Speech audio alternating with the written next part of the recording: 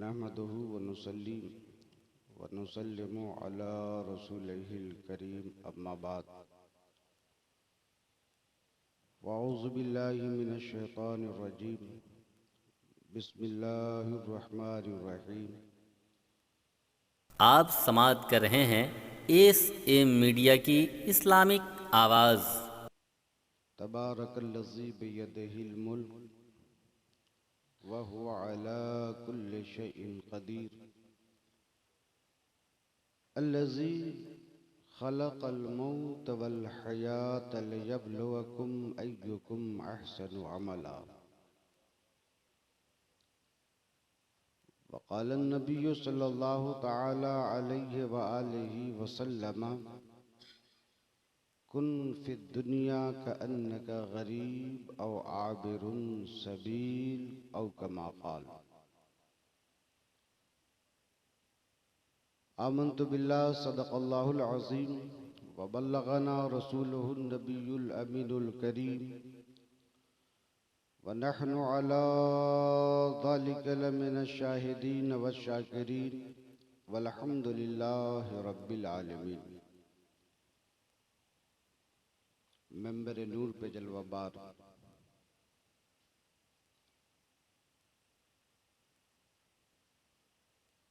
साहिब उर्स की बारगाह के सज्जादा नशीन सूफी बासफ़ा पीर तरीक़त हज़रत सूफी शाह मोहम्मद अकबर हुसैन तेगी अहमदी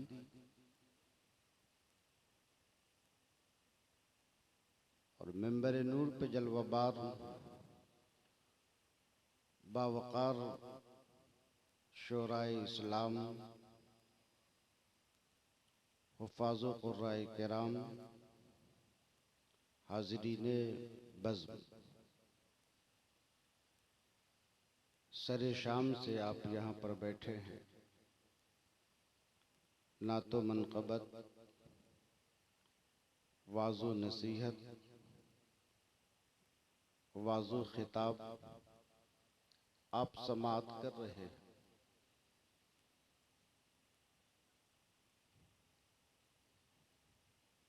मुझे उम्मीद नहीं यकीन है कि आपने अपने आराम को कुर्बान करके साहिब उर्स की बारगाह में अपनी अक़ीदतमंदाना और ग़ुलामाना ख़िराज अक़ीदत व मोहब्बत पेश करने के लिए हाजिर और इकट्ठा हुए हैं। बिलाशुबा उनके फैज़ाने करम से आपने दर्स मौइज़त और नसीहत ज़रूर हासिल की होगी। मैं देख रहा हूँ कि बज़्म में जितने लोग बैठे हैं उसमें बहुत सारे लोगों की उम्र 40-50 साल से ऊपर की है और कुछ नौजवान भी हैं हमारे।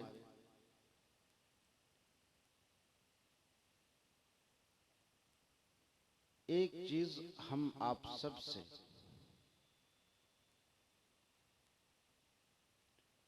बड़े वालिहाना अंदाज में जानना चाहते हैं कि अल्लाह रब्बुल इज़्ज़त ने हमें और आपको पैदा किया और हम और आप इस दुनिया में पैदा किए गए, तो बिलाशुबा हमारी पैदाइश का कोई न कोई मकसद है। और मकसद क्या है? अल्लाह की इबादत व बंदगी। वमा खलक़तुल जिन्न वल इंस इल्ला लियअबुदून। हम काहे के लिए पैदा किए गए हैं? अल्लाह की इबादत के लिए, रब की बंदगी के लिए। जिंदगी आमद बराए बंदगी, जिंदगी बेबंदगी शर्मिंदगी। जिंदगी आई ही है अल्लाह की बंदगी के लिए, और जिसकी जिंदगी अल्लाह की बंदगी से खाली हो वो जिंदगी नहीं बल्कि शर्मिंदगी है। और ये भी हकीकत है कि हमें और आपको ही नहीं, मौत को जो एक्सेप्ट करते हैं उन्हें भी, और जो नहीं कबूल करते, नहीं मानते, वैसे तो कोई है नहीं। दुनिया की वाहिद चीज मौत एक ऐसी है जिसमें कोई इख्तलाफ नहीं, सबका इत्तेहाद है, सबका इत्तेफाक है कि मौत एक अटल कानून है और आनी है। कभी बिस्तर पर सो करके आप सोचो, अपने दिल पर हाथ रख करके, और अपने दिल से आप पूछो कि दिल बता, जब कब्र की तारीख कोठरी और मनो मिट्टी अंदर दबा दिए जाओगे, क्या खुदा की बारगाह में तुम अपने आप को इस लायक और इस काबिल पाते हो? क्या तुम्हारी जिंदगी इस मनहज पर, क्या तुम्हारी जिंदगी इस तरीके पर चल रही है? सुबह होती है और सुबह से लेकर रात बिस्तर पर जाने तक हम अल्लाह की कितनी नाफरमानी करते हैं, किस कदर अल्लाह के अहकाम की पामाली करते हैं। हमें और आपको इस पर संजीदा होकर गौर करने की जरूरत है। अगर न संभलोगे तो मिट जाओगे ऐ हिंदी मुसलमानों, तुम्हारी दास्तां तक भी न होगी दास्तानों में। बड़ी दर्द के साथ गुजारिश है, अपनी रविश और अपनी तर्ज में इस्लाह लाएं। अल्लाह के इन नेक बंदों की जिंदगी को देखें, औलिया किराम की जिंदगी का मुताला करें। हम यहाँ आए हैं क्यों? हम इसलिए यहाँ पर आए हैं, या किसी भी वली के उर्स में या उनकी बारगाह में बंदा जाता है तो जाने का मकसद ये होता है कि हम उनकी जिंदगी का स्टडी करें, उनकी जिंदगी को पढ़ें, उनकी जिंदगी को जानने की कोशिश करें।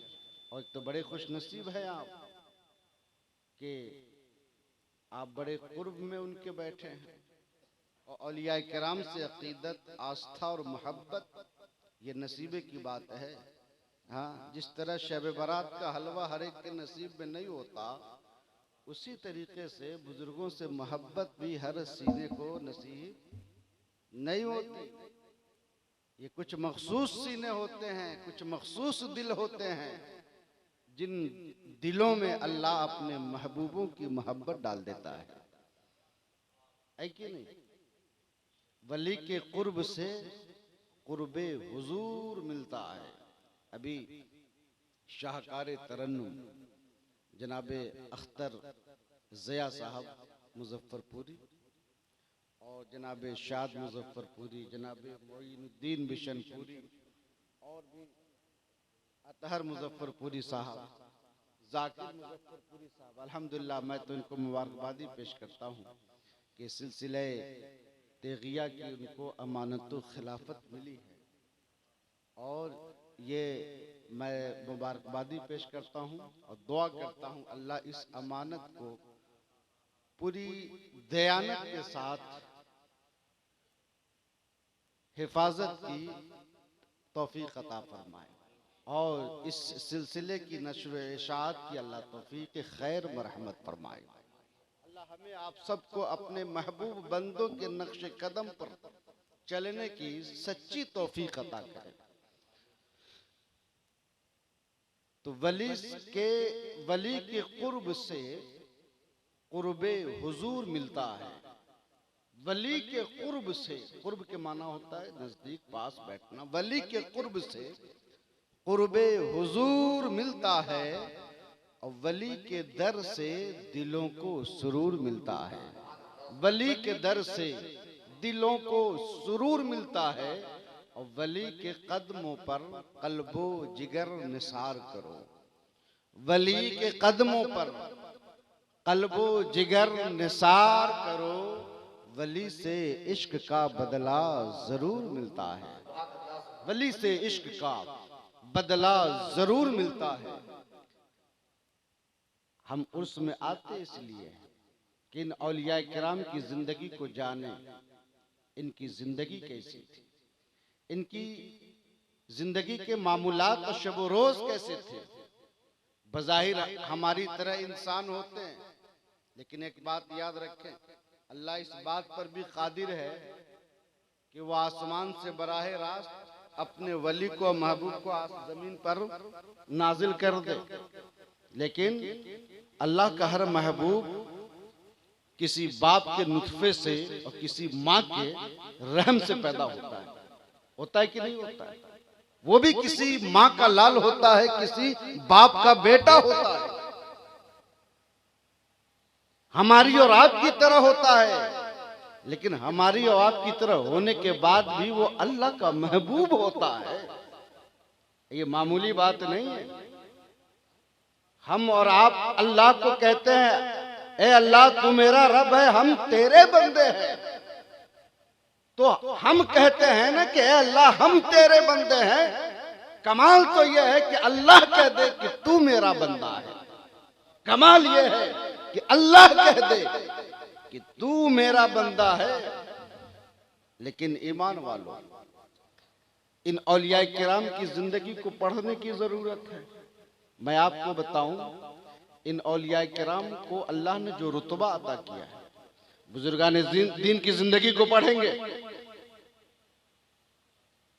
तो उनकी जिंदगियों को पढ़ेंगे तो मालूम होगा कि अल्लाह के नेक बंदों ने लोगों के दिलों को जोड़ा है। लोगों के दिलों को जोड़ देना यह अल्लाह को इतना महबूब है, इतना महबूब है कि जो अल्लाह के बंदों के दिलों को जोड़ता है, अल्लाह उसे, वो उस बंदे को अपनी दुनिया में अल्लाह उसे बुलंद फरमा देता है। और आप अल्लाह के इन नेक बंदों की जिंदगी, सरकार गौसे आजम, मैं एक वाकया सुना दूं सरकार गौसे आजम का, गौर से सुनिएगा जरा। आज हम और आप सबसे अहम चीज क्या है कि हम अपने बातिन को बहुत पाकीज़ा रखें, बहुत पाकीज़ा रखें। इन्नल्लाह ला यंजुरु इला अजसाबिकुम वला इला सुवरिकुम बल इन्नमा यंजुरु इला कुलूबिकुम व नियतिकुम औ कमा क़ाल। अल्लाह तुम्हारी सूरतों को नहीं देखता, अल्लाह तुम्हारे चेहरों को नहीं देखता, अल्लाह किसी का काला होना नहीं देखता, अल्लाह किसी का गोरा होना नहीं देखता। अल्लाह क्या देखता है? नबी फरमाते हैं, इन्नमा यंजुरु इला कुलूबिकुम व नियतिकुम। अल्लाह तो तुम्हारे दिलों को, तुम्हारी नियतों को देखता है। आप आए हो, आप क्या समझ रहे हैं? नियतों की अच्छाई से दुनियावी काम इबादत हो जाते हैं। बहुत कीमती जुमला दे रहा हूं। नियत अच्छी हो तो खाना महज सारे दुनिया है।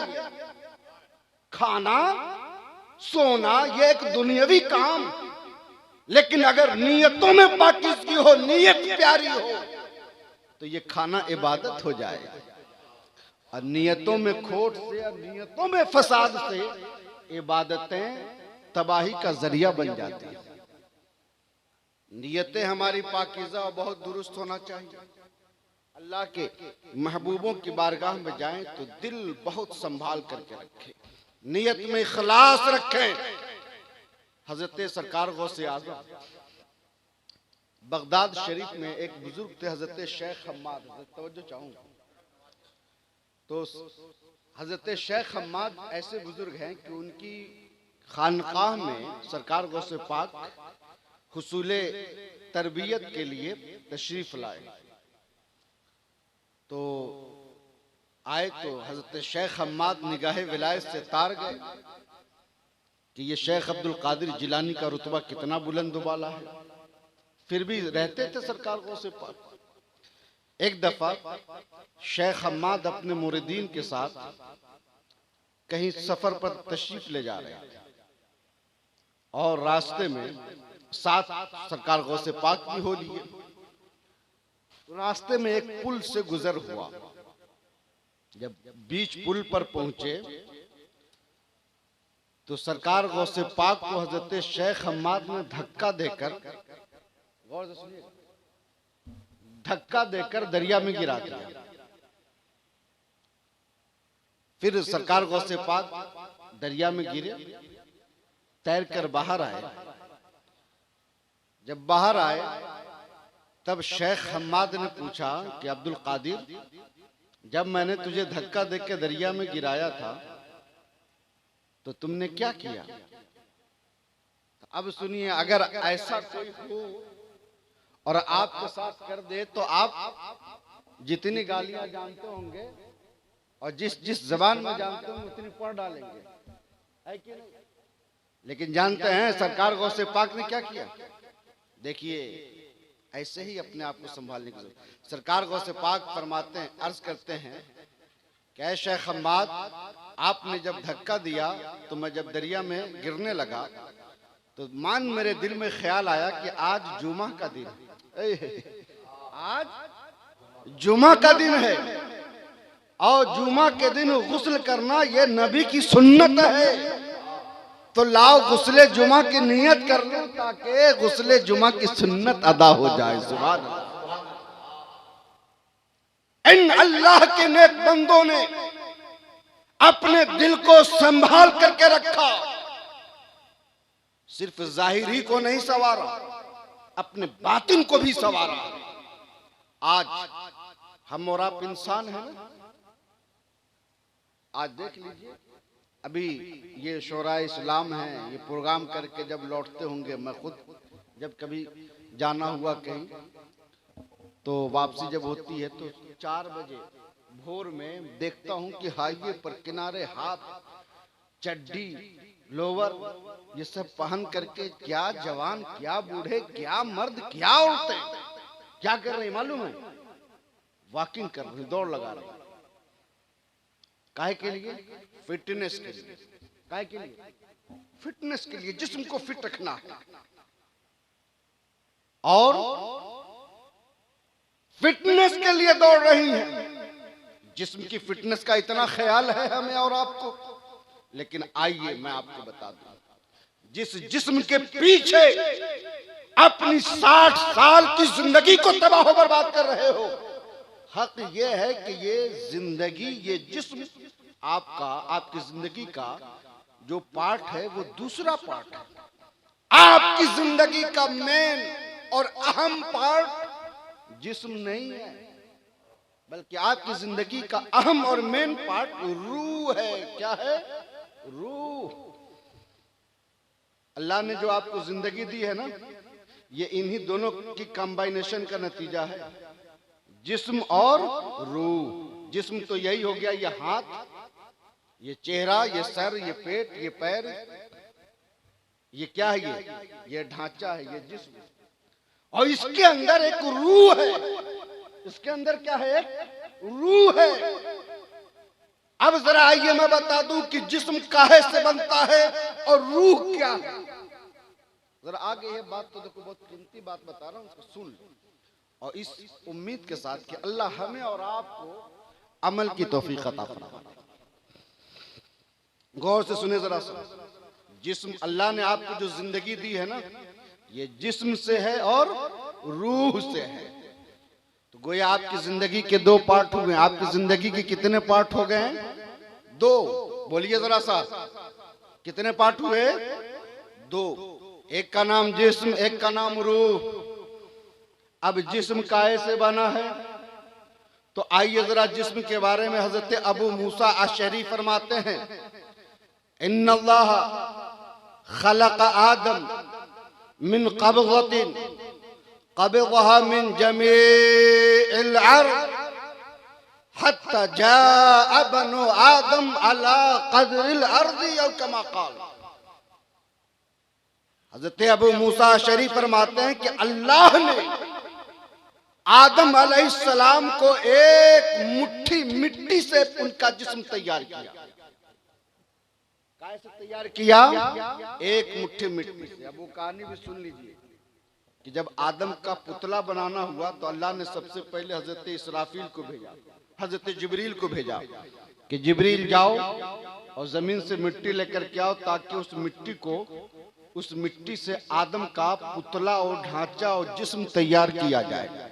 वो आने के बाद जैसे ही लेना चाहा तो जमीन रोने लगी और कहने लगी कि ऐ जिब्रील रहम करो, आज मुझे ले जाओगे, इससे इंसान बनेंगे और फिर कल यही इंसान अल्लाह की नाफरमानी करेगा तो उसके जिस्म को जहन्नम में डाला जाएगा और हम जहन्नम में जलेंगे।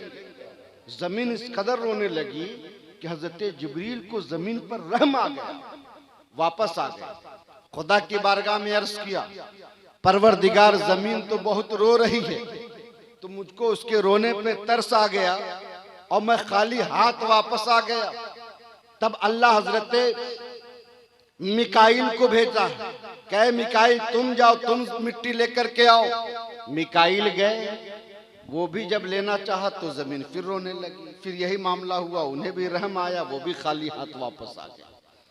फिर अल्लाह ने हजरत इसराफील को भेजा, इसराफील तुम जाओ, तुम मिट्टी लेकर के आओ। इसराफील गए, वो मिट्टी लेकर लेना चाहे तो फिर जमीन रोने लगी। वही सूरत हाल हुई और हजरत इसराफील को भी जमीन पर रहम आ गया, वापस आ गए। वापस आने के बाद खुदा की बारगाह में अर्ज किया, परवरदिगार मुझको जमीन पे रहम आ गया और इसलिए खाली हाथ वापस आ गया। तब आखिर में अल्लाह रब्बुल इज्जत ने मलकुल मौत हजरत इजराइल अलैहिस्सलाम को भेजा और हुक्म दिया कि इजराइल तुम जाओ मिट्टी लेकर के आओ। तो हजरत इजराइल गए, मिट्टी लिए, जमीन रोने लगी। तो हजरत इजराइल ने कहा, सुनो, चाहे जितना रोना है रो लो, मैं लेके जाऊंगा तो लेके जाऊंगा, अल्लाह का हुक्म है। और हजरत मलकुल मौत वो मिट्टी जमीन से सिर्फ एक ही जगह से नहीं लिए, गौर से सुनना भाई, वो पूरी रुए जमीन से हर जगह से मिट्टी लिए। अब आप देख लीजिए, हर जगह से मिट्टी लिए। तो जब हर जगह की मिट्टी लिए तो जानते हैं कुछ जगह की मिट्टी काली होती है, कुछ जगह की मिट्टी सफेद होती है, कुछ जगह की मिट्टी क्या होती है, सख्त होती है, कुछ जगह की मिट्टी नरम होती है, कुछ जगह की मिट्टी बदबूदार होती है, कुछ जगह की मिट्टी खुशबूदार होती है। हजरत मलकुल मौत हर एक किस्म की मिट्टी लेकर खुदा की बारगाह में हाजिर हुए। फिर जानते हैं अल्लाह ने उस मिट्टी पर 40 दिन बारिश की। कितने दिन? 40 दिन। उस 40 दिन में 39 दिन गम की बारिश हुई।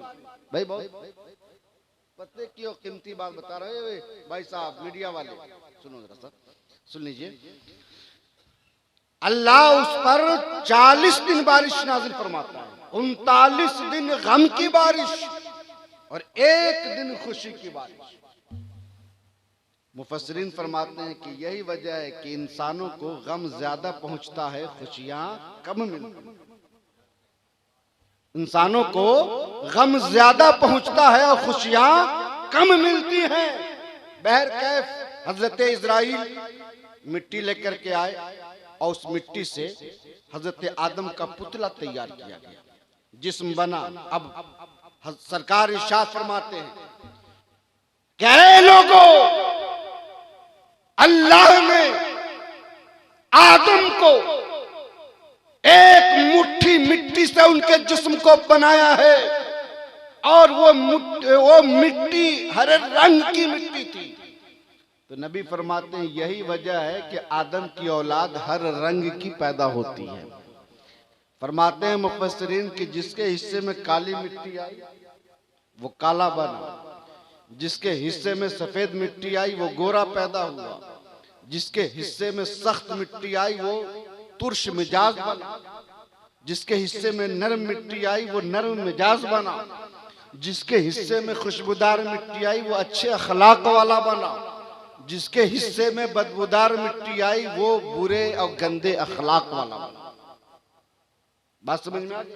अब चलिए, अल्लाह ने आपकी जिंदगी का दूसरा पार्ट क्या है? रूह। क्या है? रूह। रूह काहे से बना। कुरान फरमाता है यसअलूनका अनिर रूह, ऐ महबूब लोग आपसे रूह के बारे में पूछते हैं, कुलिर रूह मिन अम्र रब्बी, महबूब आप फरमा दे रूह अल्लाह का हुक्म है, ये अल्लाह का नूर है। रूह क्या है? ये अल्लाह का नूर। और नूर की आमाजगाह जलवागाह कहाँ है?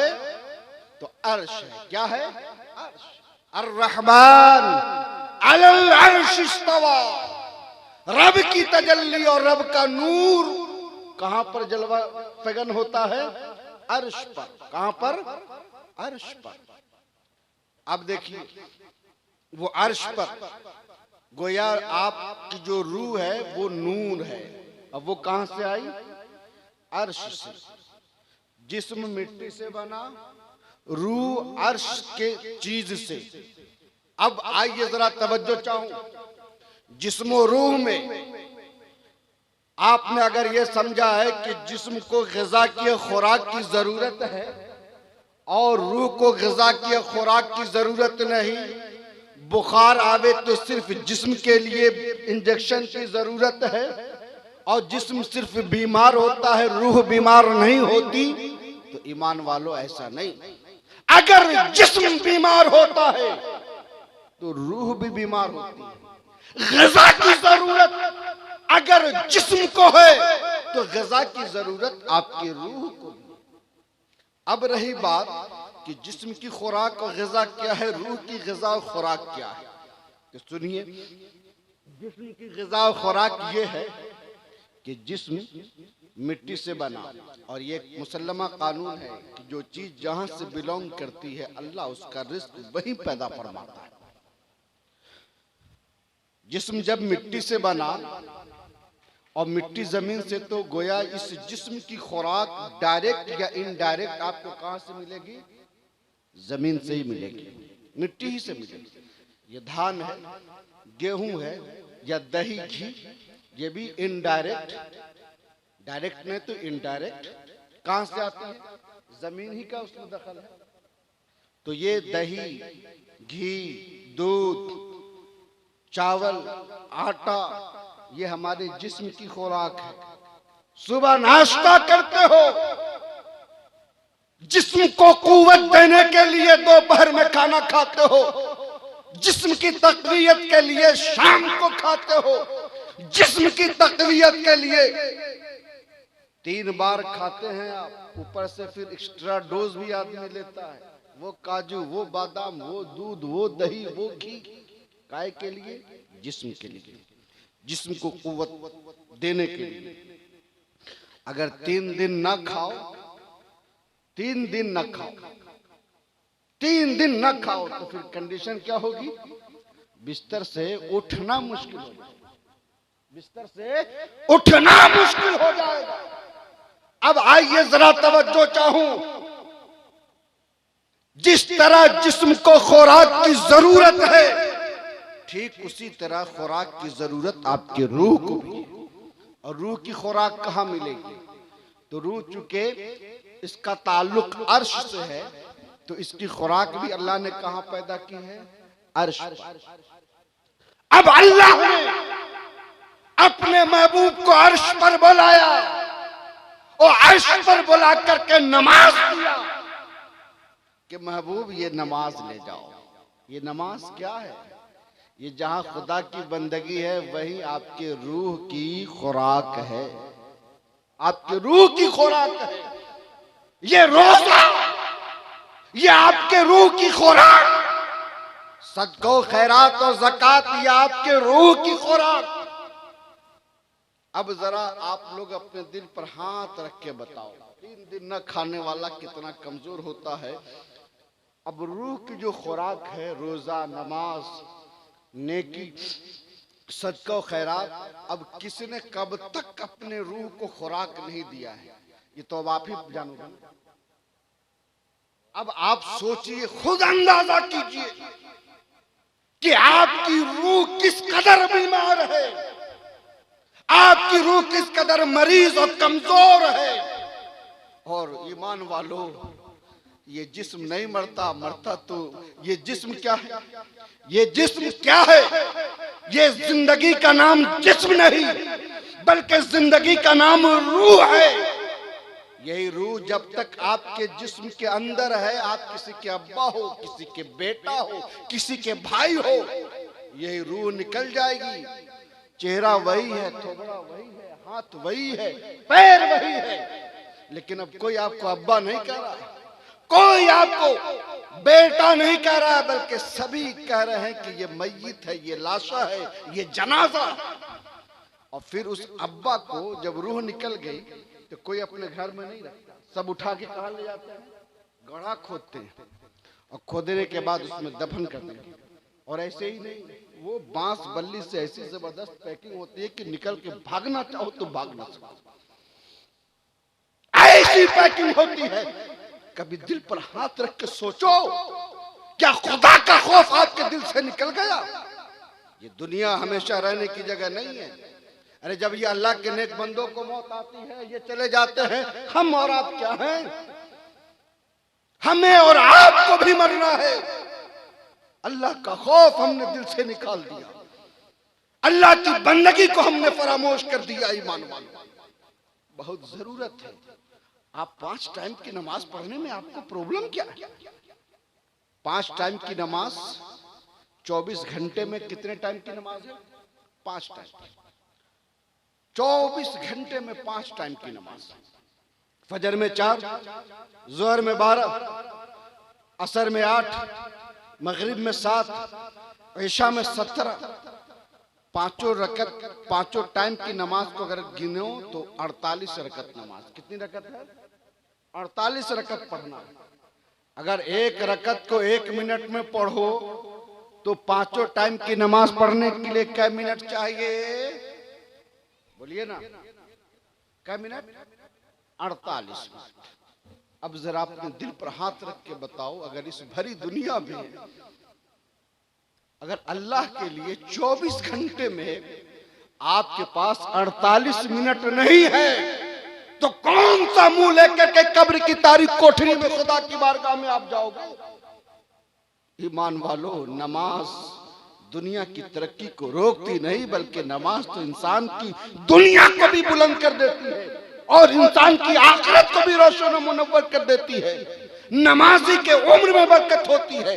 नमाजी जिस जगह कदम रख देता है, अल्लाह उस जगह में बरकत अता फरमा देता है, और बेनमाजी जिस जगह नजर डाल देता है, अल्लाह वहां से अपनी बरकतों को उठा लेता है। अल्लाह वहां से अपनी बरकतों को उठा लेता है।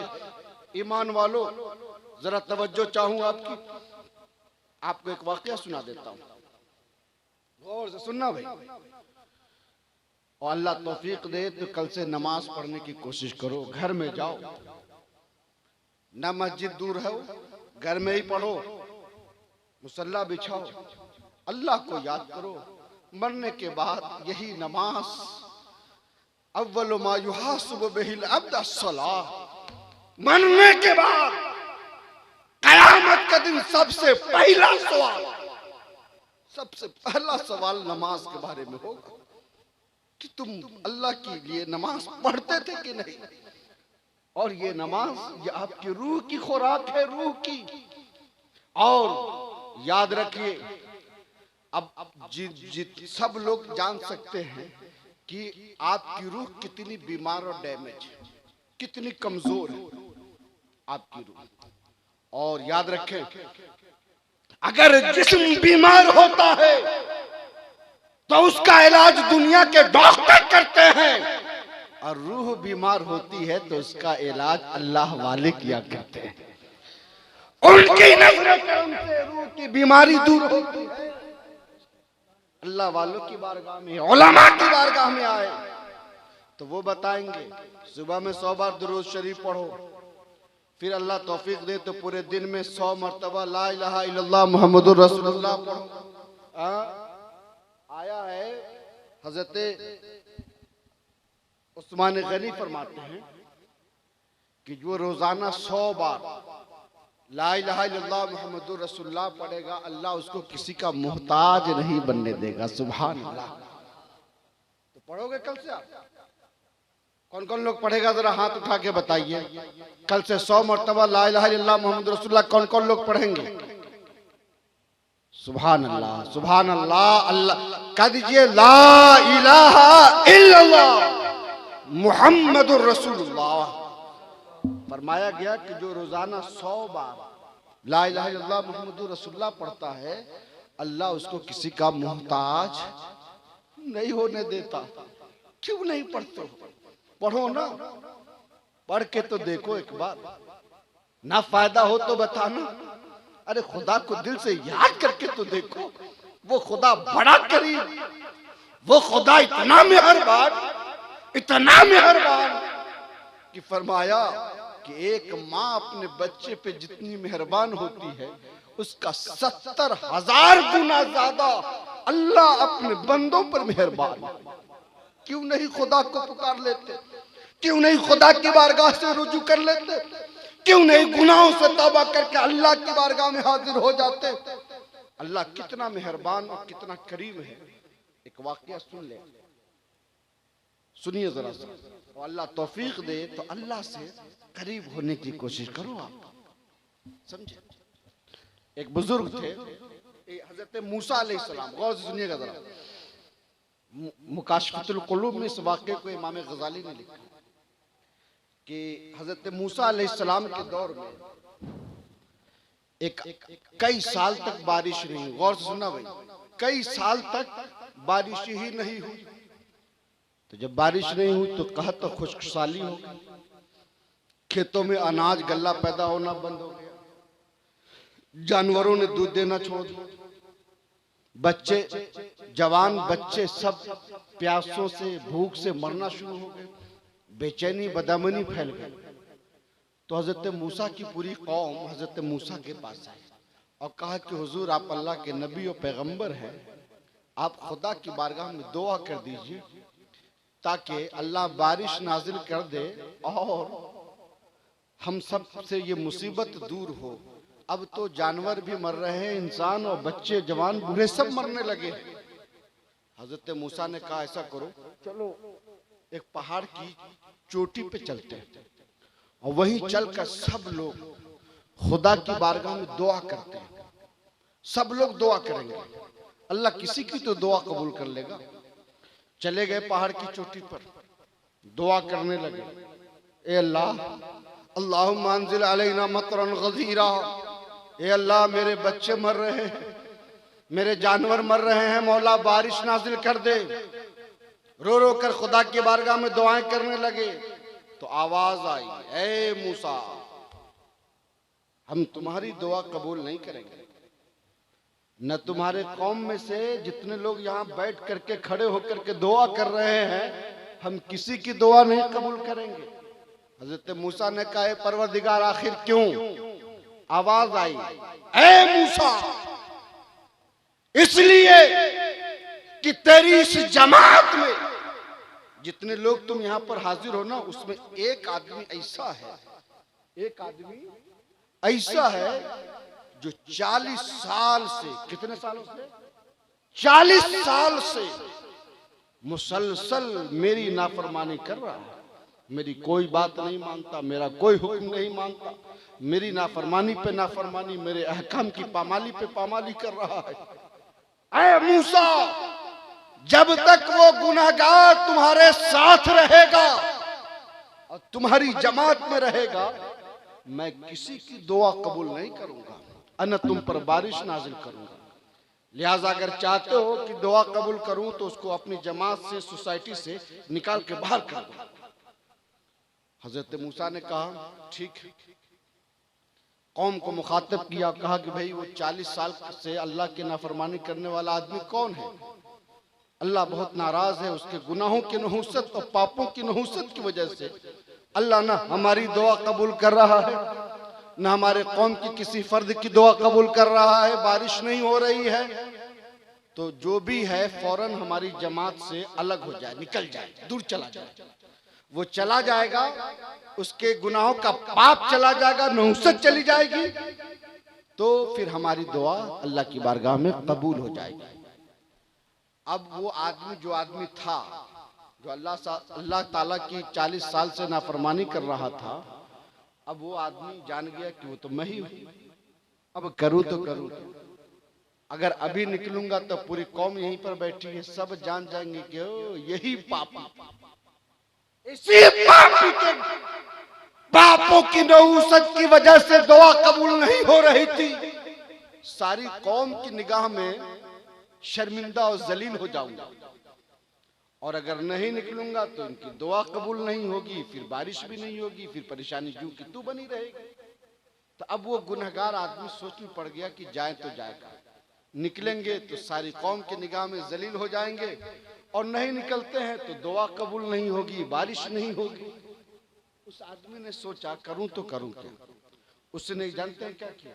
सुनो मुसलमानों को, उसने किया क्या, अपने सर को वहीं पर झुका लिया और झुका कर आंखों में आंसू भरकर अल्लाह की रहमत को पुकारा और आवाज दिया, ए परवरदिगार, मैं ही वो गुनहगार हूं, 40 साल से तेरी नाफरमानी कर रहा हूं, लेकिन ए परवरदिगार, आज पूरी कौम के सामने मुझको जलील होने से बचा दे, आज मुझको पूरी कौम के सामने जलील मत होने दे। मौला, मैं सच्चे दिल से तेरी बारगाह में अपने पापों और गुनाहों से तौबा करता हूं, आज के बाद तेरी कोई नाफरमानी नहीं करूंगा। जानते हैं, जब उस गुनहगार ने, जिसके गुनाहों और पापों की नहुसत से बारिश नहीं हो रही थी, दुआ कबूल नहीं हो रही थी, उसी अब गुनहगार ने जब अल्लाह की रहमत को पुकारा और उसको आवाज दिया और तौबा की, तो जानते हैं अल्लाह ने उसी वक्त झमाझम बारिश नाजिल फरमा दी। कह दीजिए, दोनों हाथों को कहिए उठा करके, सुभान अल्लाह, अल्हम्दुलिल्लाह अला ज़ालिक। अल्लाह ने खूब बारिश नाजिल की। जब बारिश होने लगी तो हजरत मूसा परेशान हो गए, आज करने लगे, परवरदिगार, अभी तो कोई भी नहीं निकला, अभी तो मैं कह रहा हूं कोई निकल ही नहीं रहा, और निकला भी नहीं और बारिश होने लगी, आखिर कैसे? ये जानते हैं, ये पूरा वाकया हजरत इमाम गजाली ने मुकाशफतुल कुलूब में लिखा है। बड़ी मुतबर और मुस्तनद किताब है इमाम गजाली की। तो हजरत मूसा ने अर्ज किया, परवरदिगार, अभी तो कोई भी नहीं निकला, फिर ये बारिश कैसे? तब अल्लाह का जवाब सुनो, अल्लाह का जवाब सुनो। अल्लाह इरशाद फरमाता है, ऐ मूसा, सही बात है कोई नहीं निकला है, लेकिन जानते हो जिसकी वजह से बारिश नहीं हो रही थी, दुआ कबूल नहीं हो रही थी, अब उसी पापी और गुनहगार के तौबा की बरकत से मैंने तुम्हारी दुआ को कबूल करके तुम पर बारिश नाजिल कर दिया। सुभान अल्लाह। तवज्जो, उसी गुनहगार की तौबा की बरकत से मैंने बारिश नाजिल कर दी और कौम की दुआ कबूल कर ली। तो अब हजरत मूसा को दिल में इश्तियाक पैदा हुआ कि वो आदमी है कौन। निकलता तो पहचान लेते कि यही आदमी है। तो अल्लाह की बारगाह में हजरत मूसा ने अर्ज किया कि परवरदिगार, निकला तो कोई भी नहीं, तो तू कुछ निशानी बता दे मुझे, ताकि मैं निशानी से जान लूं कि यही आदमी है, यही 40 साल से नाफरमानी कर रहा था और अब यही तौबा किया है, तो इसी की तौबा की बरकत से तूने बारिश नाजिल कर दी, तो तू कोई निशानी बता दी। तो अब मुसलमानों, अल्लाह को भूलने वालों, अल्लाह का जवाब सुनो, अल्लाह का जवाब सुनो। अल्लाह इरशाद फरमाता है, ऐ मूसा, 40 साल से वो मेरी नाफरमानी कर रहा था, तो मैंने उसको जाहिर करके लोगों में जलील नहीं किया, अब तो वो तौबा करके मेरा महबूब बन चुका है, अब उसको जाहिर करके मैं भला कैसे जलील कर सकता हूं। सुभान। न कहीं जहां में अमा मिली, जो अमा मिली तो कहां मिली, मेरे जुर्म खाना खराब को तेरे अफ़्वे बंदा नवाज में। मुसलमानों, अल्लाह की बंदगी का जज्बा, शौक अपने दिल में पैदा करो। जो बड़ी उम्र के लोग हैं, वैसे तो सबसे, लेकिन जो बड़ी उम्र के लोग हैं उनसे बड़ी खुसूसियत के साथ गुजारिश है, आप दाढ़ी न रखते हो तो दाढ़ी रखें। दाढ़ी रसूलुल्लाह की सुन्नत है, बड़ी प्यारी सुन्नत है। मैंने तो पढ़ा है रवायतों में कि जब किसी मुसलमान को कब्र में लेटाया जाता है और मुनकर नकीर आते हैं और जब उसके चेहरे पर रसूलुल्लाह की सुन्नत को देखते हैं तो आपस में बातें करते हैं कि इससे क्या सवाल करना, अरे इसके चेहरे पे तो रसूलुल्लाह की सुन्नत आबाद है, तो सुन्नत के सदक़े में वो बंदा सवाल जवाब से भी बच जाता है। सुभान अल्लाह। रसूलुल्लाह की मोहब्बत में आप सुन, ये दाढ़ी रखो ना, बड़ी बरकत मिलेगी। ये दाढ़ी दुनिया में इज्जत देगी और कब्र में आपको निजात और मग़फ़िरत के लिए दाढ़ी जरिया बनेगी।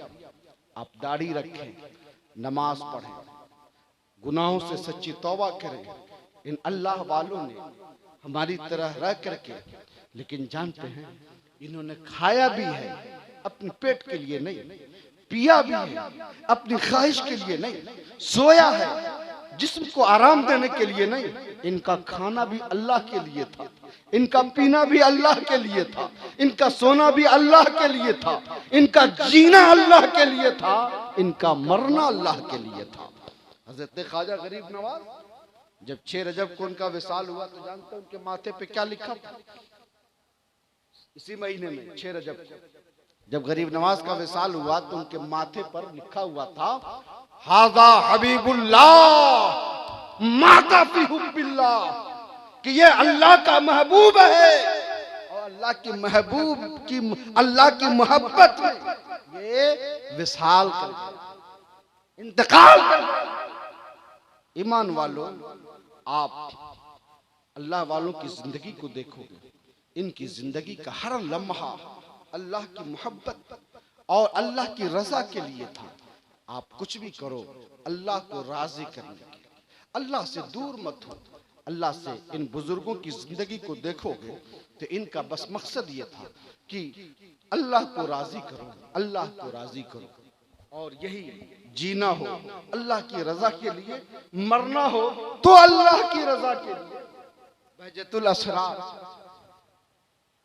ये मकबूले बारगाह किताब, ये रसूलुल्लाह की बारगाह में, उसमें ये वाकया लिखा है। अब आप सोच लो ये वाकया कितना कीमती है ये, कि एक नौजवान दरिया में डूब रहा था।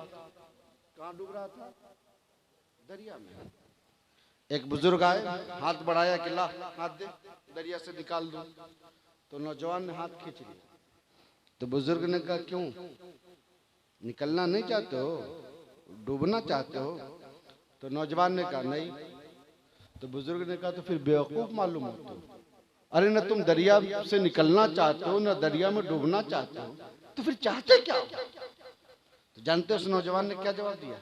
नौजवान ने जवाब दिया कि अल्लाह के महबूब बंदे, बात यह है कि न मैं अपनी मर्जी से दरिया से निकलना चाहता हूँ, न अपनी मर्जी से दरिया में डूबना चाहता हूँ, बल्कि मैं वो चाहता हूँ जो मेरा अल्लाह चाहता है। अल्लाह निकालना चाहता है तो निकलना चाहता हूँ, और अगर अल्लाह डुबाना चाहता है तो डूबना चाहता हूँ। ईमान वालों, अल्लाह की रजा अपने दिल में पैदा कीजिए। ये इन बुजुर्गों की जिंदगी का मकसद अव्वलीन था। इनका हर हर कदम, इनकी जिंदगी का हर हर लम्हा जो था अल्लाह और रसूल की रजा के लिए था। खुदारा इस दुनिया की रंगीनियों में आप इस कदर मत डूब जाओ कि कब्र और आखिरत से बेनियाज और गाफिल हो जाओ, बल्कि इन अल्लाह वालों की बारगाह से इक्तिसाब फैज करते हुए अपने दिल में खौफे खुदा, शर्मे नबी और खौफे आखिरत पैदा कीजिए। कब्र का डर अपने दिल में पैदा कीजिए। अरे आप और हम क्या है? जब कब्र का तस्करा होता था तो हजरत उस्मान गनी, वो उस्मान गनी जिन्होंने एक बार नहीं बल्कि 2-2 मर्तबा रसूलुल्लाह से जन्नत दुनिया में खरीद ली थी मदीना शरीफ में, फिर भी कब्र का इतना डर था कि जब कभी कब्र का तस्करा होता था, मिशकात शरीफ की रिवायत है, तो हजरत उस्मान कब्र के खौफ से इतना रोते थे, इतना रोते थे कि उनकी पूरी दाढ़ी तर हो जाती थी और आंसुओं से उनके सीने पे जो कपड़ा होता था वो पूरा कपड़ा गीला हो जाता था। आज हम कभी ऐसा दिन आया हो कि तन्हाई में बैठे हों और अल्लाह की खौफ से, अल्लाह की याद में कभी हमारे आंखों में एक कतरा आंसू आया हो? हमारा दिल मोटा हो चुका है, दिल काला हो चुका है, दिल पत्थर हो चुका है। नबी फरमाते हैं इन्ना फिल जसद मुद्गा, लोगों तुम्हारे जिस्म में गोश्त का एक टुकड़ा है, इन सलोहा सलोहल जसद कुल्लू, अगर वो ठीक है तो पूरा जिस्म ठीक है। वह इन फसदा फसदल जसद कुल्लू, और अगर वही गोश्त का टुकड़ा खराब हो गया तो पूरा जिस्म खराब है। नबी फरमाते हैं अल्लाह वहियल कल्ब, और वो जानते हो गोश्त का टुकड़ा क्या है? वो दिल है, दिल।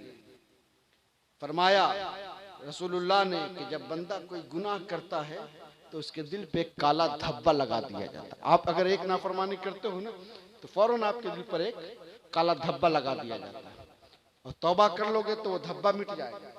लेकिन अगर तौबा नहीं करोगे तो फिर नाफरमानी करोगे तो फिर एक काला धब्बा लगेगा। इसी तरह लगते लगते लगते लगते लगते लगते एक मौका ऐसा आता है कि बंदे का पूरा दिल जो होता है वो क्या हो जाता है? काला हो जाता है। और जब आईना काला हो जाए, आईने में सब कुछ हो जाए, तो उस आईने में कुछ दिखेगा? वो आईना काम करना करेगा? वो आपको अच्छा बुरा बताएगा? नहीं बताएगा। तो यही वजह है कि आज हमारा दिल अल्लाह की नाफरमानी करते करते मुकम्मल काला हो चुका है। तो आप चाहते हो कि अपने दिल के जंग को साफ करो, अपने दिल के कालेपन और स्याही को साफ करो, तो जानते हो उसका तरीका यह है कि आप अल्लाह के खौफ में रोएं, और वो आंसू के कतरात गिरेंगे ना, तो वो आंसू के कतरात आपके दिल के गंदगी और कालेपन को धुल देगी। और नबी से मोहब्बत पैदा करें, कुरान की तिलावत करें, तो नबी की मोहब्बत अल्लाह के खौफ से, नबी की मोहब्बत से, कुरान की तिलावत से अल्लाह दिलों के जंग को, कालेपन को दूर कर देता है। इन कलमात के साथ अल्लाह करीम की बारगाह में दुआ है, मौला हम सब के गुनाहों को माफ फरमा दे। कह दीजिए आमीन। अल्लाह हम सबको सच्ची तौबा की तौफीक अता फरमाए। सब लोग पढ़ लीजिए तौबा इस्तिग़फ़ार, अस्तग़फ़िरुल्लाह रब्बी मिन कुल्ली ज़ंबि व अतूबु अलैहि। ए अल्लाह मैं अपने जिंदगी के, बोलिए सब लोग, ए अल्लाह मैं अपनी जिंदगी के तमाम गुनाहों से, जाने अनजाने में, छोटे बड़े जो भी गुनाह हो गए, मौला सारे गुनाहों से सच्ची तौबा करता हूँ। अपने महबूब के सदके कबूल फरमा, हमारी तौबा को कबूल फरमा, गुनाहों को माफ फरमा। पढ़ लीजिए ला इलाहा इल्लल्लाह मुहम्मदुर रसूलुल्लाह। फिर एक बार पढ़ लीजिए ला इलाहा। भाई बहुत पावरफुल चीज है ये। नबी फरमाते हैं जद्दिदु ईमानकुम, अपने ईमान को रिचार्ज करते रहा करो, अपने ईमान को रिचार्ज करते रहा करो। जानते हो कैसे? ला इलाहा इल्लल्लाह मुहम्मदुर रसूलुल्लाह। तो सब लोग जरा पढ़ लीजिए ला इलाहा इल्लल्लाह मुहम्मदुर रसूलुल्लाह, अस्सलातु वस्सलामु अलैका या रसूलल्लाह। अल्लाह हम सबको अपना खौफ, नबी की मोहब्बत और अल्लाह के नेक बंदों की सच्ची गुलामी नसीब फरमाए। अस्तग़फिरुल्लाह रब्बी मिन कुल्ली ज़ंबिन व अतूबु इलैहि। अस्सलाम।